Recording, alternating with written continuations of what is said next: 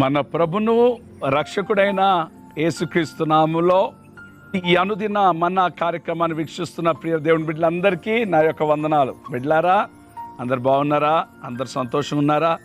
ఈ దినాన దేవుని వాక్యాన్ని చదువుకుందాం. మీరు కూడా చక్కగా బైబిల్స్ ఓపెన్ చేయండి, ఆ వాక్యంను చూడండి. యెషయా 25వ అధ్యాయము 8వ వాక్యాన్ని నేను చదువుతాను.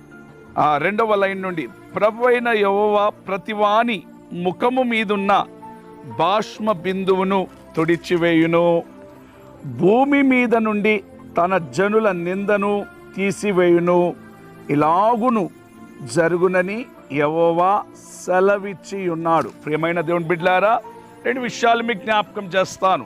ప్రభువైన యెహోవా ప్రతివాని ముఖము మీదున్న బాష్మ బిందువులను తుడిచి వేస్తాడు. బాష్మ బిందువు అనగా కన్నీళ్ళు తుడిచివేసే దేవుడు.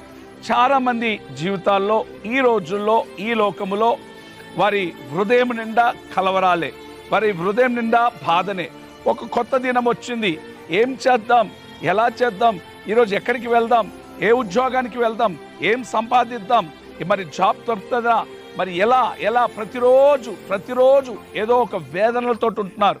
భయపడకు, ఈ దినమున నీ బాష్ప బిందువును తుడిచే నా దేవుడు నీ పక్షమున నిలబడి ఉన్నాడు. 2వ మాట అక్కడ రాయబడిన మాట ఏంటిదంటే, చక్కటి మాట రాయబడింది. అక్కడ ఏమనుందంటే, భూమి మీద నుండి తన జనుల నిందను తీసి వేయును, ఇలాగ జరుగునని యెహోవా సెలవిచ్చుచున్నాడు. నిందను తీసివేస్తాడు.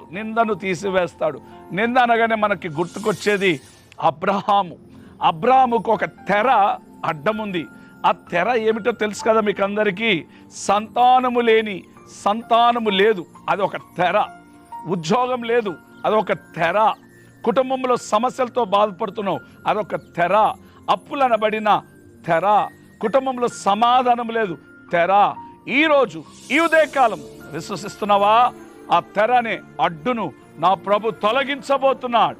నీ ముఖము నిండా సంతోషాన్ని, నీ బాష్ప బిందువును కొట్టివేయబోతున్నాడు. ఎవరు తెలుసా? బాష్మ బిందువు కొట్టివేసే దేవుడు, నీ యొక్క తెరను, నీ నిందను, నీ అవమానాన్ని కొట్టివేసే దేవుడు నువ్వు ఆరాధిస్తున్న ప్రభు అయిన యేసుక్రీస్తు. ప్రియ యవన బిడ్డ, యవన చెల్లి, యవన తమ్ముడా, యవన అక్క, అమ్మ, నాన్న, చేతులు జోడించి కోరుకుంటున్నాను, ప్రభు మీద విశ్వసించు, నా దేవుడు కార్యములు జరిగించునుగాక. ప్రార్థన. ప్రభువా, ఈ వాగ్దానం నెరవేర్చి సహాయము చేయమని యేసు నామమున అడుగుచున్నాం తండ్రి, ఆమేన్.